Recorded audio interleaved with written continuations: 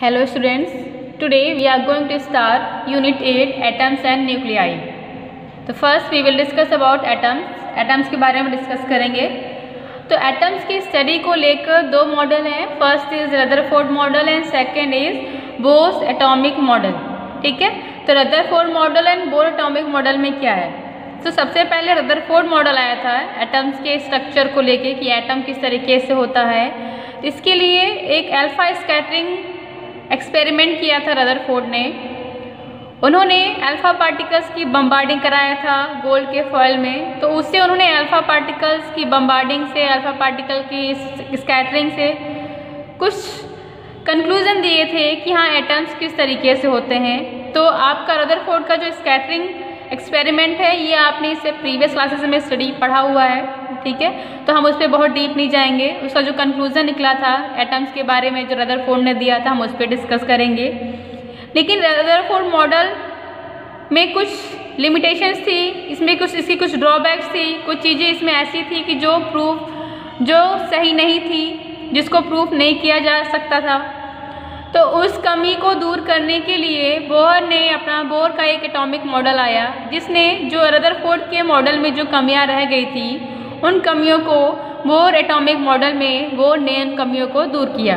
तो इस तरीके से पहले हम रदरफोर्ड मॉडल के बारे में पढ़ेंगे, बाद में हम बोर एटॉमिक मॉडल के बारे में पढ़ेंगे। तो देखिए रदरफोर्ड मॉडल में क्या है, उसका निष्कर्ष क्या निकला था। जो रदरफोर्ड का एक्सपेरिमेंट था, स्कैटरिंग अल्फा पार्टिकल्स के स्कैटरिंग का एक्सपेरिमेंट था, उससे उन्होंने ये निष्कर्ष निकाला था, ये कंक्लूजन निकला था कि जो एटम होता है एटम के सेंटर पे न्यूक्लियस होता है। ठीक है, एटम के सेंटर पे न्यूक्लियस होता है, न्यूक्लियस पॉजिटिवली चार्ज होते हैं। एटम के सेंटर पे क्या होता है? न्यूक्लियस होता है, न्यूक्लियस आपका पॉजिटिव चार्ज होता है। न्यूक्लियस के अंदर प्रोटॉन एंड न्यूट्रॉन होते हैं। ये बहुत डीप एक्सप्लेन करने की ज़रूरत नहीं है, ये अभी तक आपने साइंस में फिजिक्स हो, केमिस्ट्री हो, हर जगह आपने ये टॉपिक पढ़ा हुआ है, तो हम बहुत डीप इसमें नहीं जाएंगे। हम आगे जो हमारा मेन पॉइंट है हम उस पर आएंगे। ठीक है, एटम के सेंटर पे न्यूक्लियस होता है, न्यूक्लियस में प्रोटॉन एंड न्यूट्रॉन होते हैं। And we all know proton आपके पॉजिटिवली चार्ज होते हैं, न्यूट्रॉन आपका न्यूट्रल होता है। ठीक है, इस तरीके से जब आपका न्यूट्रॉन न्यूट्रल है एंड प्रोटॉन पॉजिटिव चार्ज है तो न्यूक्लियस क्या होता है? पॉजिटिव चार्ज होता है। रदरफोर्ड ने ये कहा कि एटम के सेंटर पे न्यूक्लियस होता है और न्यूक्लियस के अराउंड जो एम्प्टी स्पेस होता है, जो खाली स्थान होता है, जो ज़्यादातर मोस्टली पार्ट होता है क्या होता है? एम्प्टी होता है। और वहाँ पे क्या होता है? इलेक्ट्रॉन्स कुछ पर्टिकुलर ऑर्बिट्स में क्या करते हैं? मोशन करते हैं। Electron revolves around the nucleus in certain fixed orbit. Electrons क्या करते हैं? एक फिक्स्ड ऑर्बिट में न्यूक्लियस के अराउंड क्या करते हैं? रिवॉल्यूशन करते हैं, चक्कर काटते हैं। ठीक है, तो इलेक्ट्रॉन्स क्या होते हैं? आपके नेगेटिवली चार्ज होते हैं। ये एटम्स के बारे में जनरल बातें हैं कि एटम होता है, एटम के सेंटर पे न्यूक्लियस होता है, न्यूक्लियस में प्रोटॉन एंड न्यूट्रॉन होता है। एंड न्यूक्लियस के अराउंड इलेक्ट्रॉन क्या करते हैं? कुछ पर्टिकुलर ऑर्बिट्स में, कुछ सर्टेन ऑर्बिट्स में क्या करते हैं? रिवॉल्यूशन करते हैं। इलेक्ट्रॉन्स आपके नेगेटिवली चार्ज होते हैं। ठीक है, रदरफोर्ड मॉडल से रदरफोर्ड ने रेडियस ऑफ न्यूक्लियस बताया था। Radius of nucleus is equal to R0a⁴ ये फॉर्मूला होता है। Sorry, this formula will be R equal to R0a⁴ and R0 की वैल्यू क्या होती है? Value of R0 is equal to R0 की एक वैल्यू कांस्टेंट होती है एंड इस कांस्टेंट की वैल्यू होती है 1.2 into 10⁻⁻15 metre. 10⁻⁻15 metre means 1 fermi. So R0 is equal to 1.2 fermi. Fermi आपका देखिए लेंथ का यूनिट होता है। ठीक है, and 1 fermi equal to 10⁻⁻15 metre होता है। So R0 is equal to 1.2 fermi and A क्या होता है? ए मास नंबर होता है। तो एटम्स के बारे में आपको पता है कि आपका एटॉमिक नंबर इक्वल टू होता है number of proton and mass number होता है equal to number of proton plus number of neutrons होता है। ठीक है, तो प्रोटॉन्स एंड न्यूट्रॉन्स के नंबर का जो सम होता है वो आपका मास नंबर होता है एटम का, एंड एटम का जो एटॉमिक नंबर होता है नंबर ऑफ प्रोटॉन्स के इक्वल होता है। So here A is mass number, R0 is a constant and radius of nucleus is defined as R equal to R0a⁴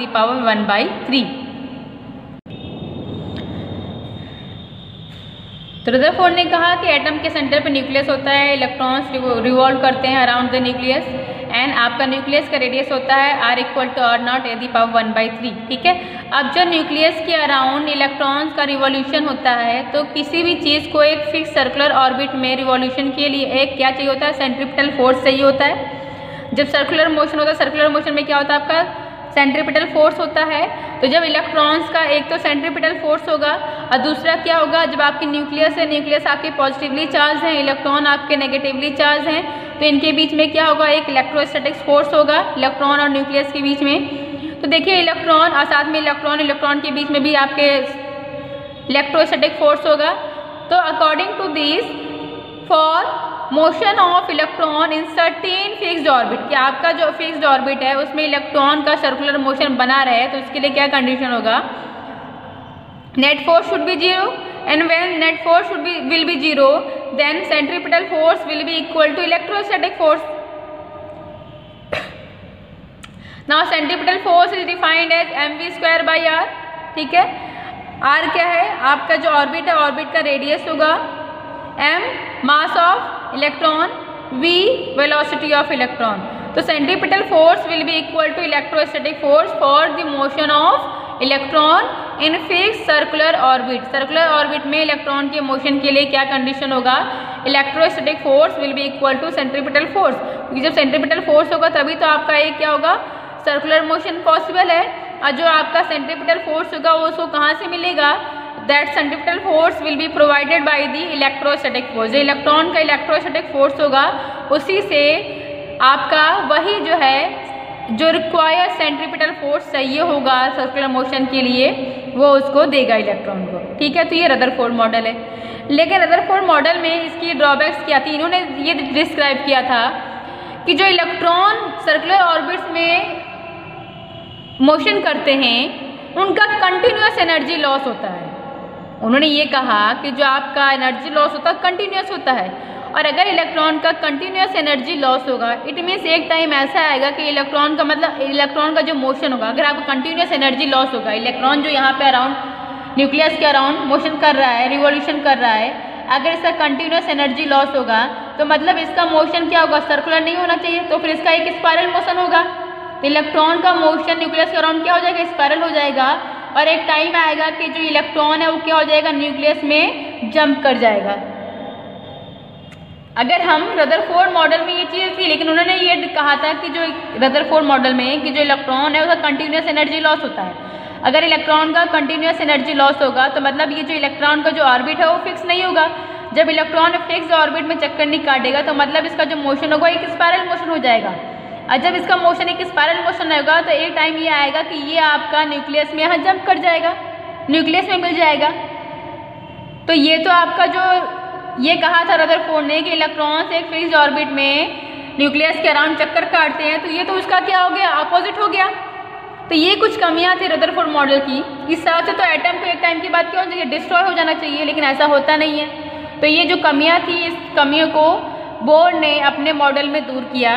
अब बोर ने ये कहा, पहले चीज़ तो वही था कि इलेक्ट्रॉन्स न्यूक्लियस के अराउंड, फर्स्ट तो है law of stationery state, means electrons जो होते हैं वो न्यूक्लियस के अराउंड फिक्स्ड ऑर्बिट में क्या करते हैं, रिवॉल्यूशन करते हैं। उनका एक फिक्स्ड ऑर्बिट होता है, उनकी एनर्जी लेवल होता है, और उसी एनर्जी के हिसाब से वो अपना जिस ऑर्बिट में होते हैं उस ऑर्बिट में अपना कंटिन्यूस उनका रिवॉल्यूशन होता है।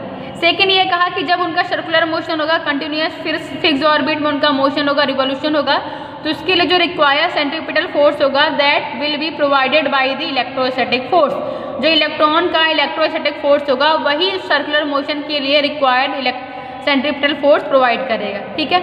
थर्ड उन्होंने ये कहा बोर ने अपने मॉडल में कि इलेक्ट्रॉन जिस भी ऑर्बिट में रिवॉल्यूशन हो रहा है इलेक्ट्रॉन का, ठीक है, तो आपका जब रोटेशनल मोशन होता है, रिवॉल्यूशन हो रहा है, एक तरीके से रोटेशन हो रहा है अराउंड द न्यूक्लियस, तो उसके लिए जो रिक्वायर्ड जो उसका जो एंगुलर मोमेंटम होता है, रोटेशनल मोशन के लिए क्या चाहिए होता है, एंगुलर मोमेंटम चाहिए होता है कि नहीं होता है। तो जो उसका एंगुलर मोमेंटम होगा किसी भी ऑर्बिट में, that will be integer multiple of h/2π means n then mvr। ये आपका एंगुलर मोमेंटम का फॉर्मूला होता है, mvr will be equal to nh/2π। mvr is angular momentum and this angular momentum will be equal to integer multiple of h/2π। Integer multiple मतलब nh/2π। n यहाँ पे क्या एक इंटीजर है, ठीक है। h/2π ये आपका h क्या है यहाँ पे प्लांक कांस्टेंट है, m is mass of electron, v speed of electron and r is the radius of orbit.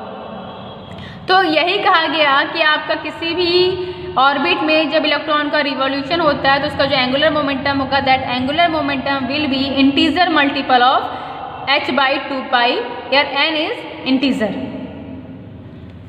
तो ये आपका रदरफोर्ड मॉडल था, बोर मॉडल था, लेकिन बोर एटॉमिक मॉडल में इनका ये अच्छा होगा कि इन्होंने ये कह दिया कि जो आपका रदरफोर्ड मॉडल में कहा गया था कि एनर्जी का लॉस कंटिन्यूअस होता है, लेकिन बोर ने ये कहा कि एनर्जी का लॉस कंटिन्यूअस नहीं होता है जब इलेक्ट्रॉन एक लेवल से दूसरे लेवल में जाता है। इलेक्ट्रॉन अगर एक लेवल से एक ऑर्बिट से दूसरे ऑर्बिट में जंप करता है तभी एनर्जी का लॉस होता है या फिर एनर्जी का एब्जॉर्प्शन होता है। अगर इलेक्ट्रॉन लोअर ऑर्बिट से लोअर लेवल से हायर एनर्जी लेवल पे जाता है तो वहाँ पे एनर्जी का एब्जॉर्प्शन होता है, और अगर इलेक्ट्रॉन हायर एनर्जी लेवल से लोअर एनर्जी लेवल पे आता है तो एनर्जी का क्या होता है, एमिशन होता है।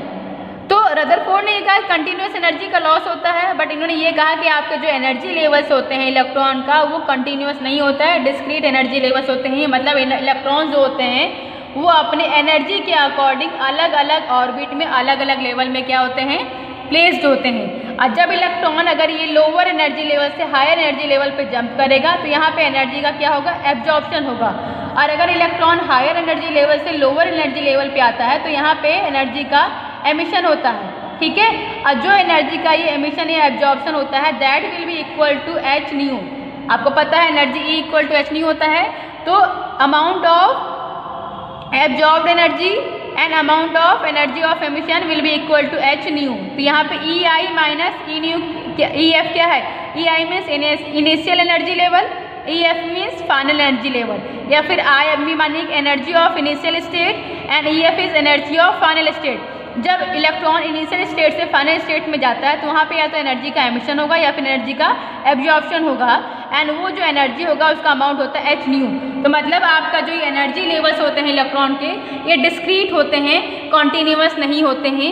इसका मतलब जो ये आपने रदरफोर्ड मॉडल में ये कहा गया था कि इलेक्ट्रॉन का मोशन स्पायरल होगा, अब ये इस बात से इसकी जो ये कमी थी इसको बोर एटॉमिक मॉडल में दूर कर दिया गया इस पॉइंट से कि एनर्जी जो है इलेक्ट्रॉन फिक्स्ड ऑर्बिट में होते हैं, फिक्स्ड स्टेट पे होते हैं, और अगर वो एक स्टेट से दूसरे स्टेट में उनका जंप होता है या फिर वो या तो एनर्जी का वहाँ पे एमिशन होता है या फिर एनर्जी का वहाँ पे एब्जॉर्प्शन होता है, and that amount of energy will be equal to h nu. तो यहाँ पे न्यू क्या है, एच क्या है, प्लांक कांस्टेंट है, nu is frequency, and then nu will be equal to EI minus EF divided by h. Initial energy state minus final energy of final state divided by Planck constant h. ये formula बहुत important है। इसके बाद हम जब Lyman series, Balmer series, Paschen series, in series के बारे में पढ़ेंगे तो फिर वहाँ पे इस फॉर्मूले से हमें फ्रीक्वेंसी एंड वेवलेंथ के लिए फॉर्मूला फाइंड आउट करना रहेगा। तो ये ध्यान रखिएगा, then frequency will be equal to 1/h energy of initial state minus energy of final state. Now we will discuss, हमने रदरफोर्ड मॉडल और बोर एटॉमिक मॉडल डिस्कस कर लिया कि उन्होंने क्या क्या एज्यूम्पशन किए थे, क्या क्या स्टेटमेंट के थे, उसके अकॉर्डिंग हमें कौन से फॉर्मूले मिले थे। हमें दो फॉर्मूले मिले थे बोर एटॉमिक मॉडल में। फर्स्ट था कि centripetal force mv²/r will be equal to electrostatic force. What is formula for electrostatic force, it will be equal to 1/4πε0 Ze²/r²। ठीक है, r इज द डिस्टेंस है, या फिर मान लीजिए कि आपका जो दो चार्जेस हैं जिनके बीच का आप इलेक्ट्रोस्टैटिक फोर्स निकाल रहे हैं उनके बीच का डिस्टेंस है। E क्या होता है, चार्ज ऑफ इलेक्ट्रॉन। Z क्या है आपका, Z is atomic number of atom. Z is atomic number of atom, atomic number of atom will be equal to number of proton और नंबर ऑफ इलेक्ट्रॉन्स। ठीक है, then तो इस तरह का आपका electrostatic force will be equal to centripetal force. ये first equation है। सेकेंड, हमें एक बोर एटॉमिक मॉडल से फॉर्मूला मिला था, angular momentum mvr will be equal to integer multiple of h/2π means mvr will be equal to nh/2π। ठीक है, अब ये सारे दोनों इक्वेशंस को सॉल्व करके इसका डेरिवेशन आपके नोट्स में दिया गया, तो यहाँ पे पूरी कंप्लीट डेरिवेशन नहीं लिखेंगे, हम जो कंक्लूजन उसी पे डिस्कस करेंगे। तो ये दो इक्वेशंस हैं, इन दोनों इक्वेशंस को सॉल्व करके हम यहाँ से जो ऑर्बिट, ये बोर ने ये कहा है कि इलेक्ट्रॉन्स एक पर्टिकुलर ऑर्बिट में क्या करते हैं, रिवॉल्यूशन होता है इलेक्ट्रॉन्स का, और जो इलेक्ट्रॉन्स के रिवॉल्यूशन के लिए सेंट्रीपिटल फोर्स चाहिए होता है वो आपका इलेक्ट्रोस्टैटिक फोर्स वो प्रोवाइड करता है सर्कुलर मोशन के लिए रिक्वायर्ड सेंट्रीपिटल फोर्स, ठीक है। और जब इलेक्ट्रॉन आपका पर्टिकुलर ऑर्बिट में रिवॉल्यूशन होता है तो उसका जो एंगुलर मोमेंटम होगा that will be equal to NH/2π, ठीक है। अब ये कह रहे हैं कोई भी इलेक्ट्रॉन जिस ऑर्बिट में मोशन कर रहा है उसका ऑर्बिट में जो फिक्स्ड ऑर्बिट में रिवॉल्यूशन हो रहा है तो इलेक्ट्रॉन के रिवॉल्यूशन के लिए उसकी वेलोसिटी कितनी है। इलेक्ट्रॉन का मोशन हो रहा है तो उसकी कुछ वेलोसिटी होगी। इलेक्ट्रॉन जिस ऑर्बिट में इलेक्ट्रॉन का रिवॉल्यूशन हो रहा है तो उसका रेडियस क्या है, ठीक है, उसका क्या है r का वैल्यू कितना है, उसका रेडियस कितना है एंड उस r ऑर्बिट का एनर्जी क्या है। ये कहा गया कि इलेक्ट्रॉन जो है फिक्स ऑर्बिट में क्या उनका रिवॉल्यूशन होता है और ये भी कहा उन्होंने कि आपके इलेक्ट्रॉन्स एक फिक्स एनर्जी लेवल पे होते हैं। तो किसी भी इलेक्ट्रॉन का एनर्जी क्या है, उसके ऑर्बिट का रेडियस क्या है और इलेक्ट्रॉन जिस ऑर्बिट में मोशन कर रहा है तो उसका वेलोसिटी क्या है। तो ये दोनों इक्वेशन को सॉल्व करके हम ये 3 फॉर्मूले निकालेंगे। तो फर्स्ट निकालेंगे फॉर्मूला कि ऑर्बिट का रेडियस कितना है, सेकंड निकालेंगे फॉर्मूला कि आपका इलेक्ट्रॉन का वेलोसिटी कितना है एंड थर्ड है कि इलेक्ट्रॉन जिस एनर्जी लेवल पे है उसका जिस स्टेट पे है उसका एनर्जी का वैल्यू कितना है, ठीक है। तो इसके लिए इन दोनों इक्वेशन को सॉल्व करेंगे। तो यहाँ से जो हमें रिजल्ट आएगा then this result will be v equal to E²/2ε0 NH। v के लिए ये फॉर्मूला आएगा, r के लिए फॉर्मूला आएगा r equal to N²H²ε0/πm E² and energy के लिए फॉर्मूला आएगा। एनर्जी के लिए देखिए फॉर्मूला निकालने से पहले आपको क्या निकालना पड़ेगा, आपका energy total energy E will be equal to kinetic energy plus potential energy. तो पहले आपका 1/2 mv², यहाँ पे mv² में v की वैल्यू पुट करेंगे तो यहाँ से पहले काइनेटिक एनर्जी के लिए फॉर्मूला आ जाएगा, देन पोटेंशियल एनर्जी के लिए फॉर्मूला निकल आएगा। ये पोटेंशियल एनर्जी के लिए फॉर्मूला आपका जो इलेक्ट्रोस्टैटिक्स में पोटेंशियल एनर्जी के लिए फॉर्मूला आपने पढ़ा हुआ है सेम उसी फॉर्मूले को अप्लाई करा है तो यहाँ से पोटेंशियल एनर्जी के लिए फॉर्मूला निकल आएगा। तो जो आपका काइनेटिक एनर्जी और पोटेंशियल एनर्जी के लिए जो फॉर्मूला आएगा उन दोनों को ऐड करोगे देन आपको टोटल एनर्जी के लिए फॉर्मूला आएगा, ठीक है। तो इस तरीके से आपका टोटल एनर्जी के लिए फॉर्मूला आएगा। तो यहाँ पे आपको ये देखने को मिलेगा कि जो आपका वेलोसिटी होगा किसी भी n ऑर्बिट में the velocity of electron will be inversely proportional to the orbit number. n क्या है, n is orbit number, second orbit, third orbit, fourth orbit या फिर जो भी आपका एनर्जी लेवल की बात करें या फिर first energy level, second energy level. तो जो आपका n है जो ऑर्बिट नंबर है आपका या फिर मान लीजिए एनर्जी लेवल है उससे क्या होगा इनवर्सली प्रोपोर्शनल होगा एंड रेडियस होगा वो n² के डायरेक्टली प्रोपोर्शनल होगा and energy will be inversely proportional to n²। तो इस तरीके से n के बीच में रिलेशन आ जाएगा कि आपका जो वेलोसिटी है और जो रेडियस है ऑर्बिट का और किसी भी ऑर्बिट या स्टेट में एनर्जी कितना है वो इस तरीके से जो आपका ऑर्बिट नंबर होगा या एनर्जी लेवल होगा उसके इनवर्सली प्रोपोर्शनल है आपका वेलोसिटी, रेडियस n² के डायरेक्टली प्रोपोर्शनल होता है एंड एनर्जी n² के इनवर्सली प्रोपोर्शनल होता है। इस तरीके से रिलेशंस निकालते हैं और आपका किसी भी ऑर्बिट में r, v और e की वैल्यू कितनी होगी ये आप फाइंड आउट कर सकते हैं कि कोई भी ऑर्बिट नंबर दिया गया है, ठीक है, उस पर्टिकुलर ऑर्बिट नंबर में एनर्जी कितना होगा। Thank you.